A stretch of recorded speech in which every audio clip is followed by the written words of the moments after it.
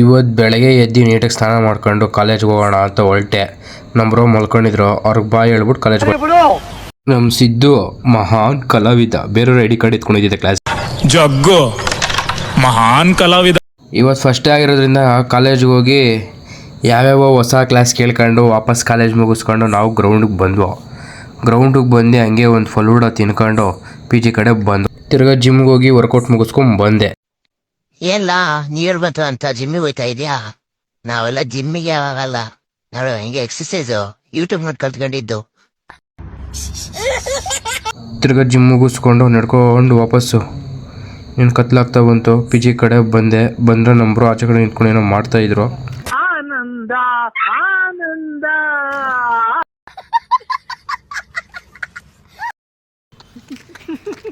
ಸುಂದ್ರ ಯಾರೋ ಅದು ಸುಂದ್ರ, ಇವನೇ ಸುಂದ್ರ ಬುಡ ಆಯ್ತು.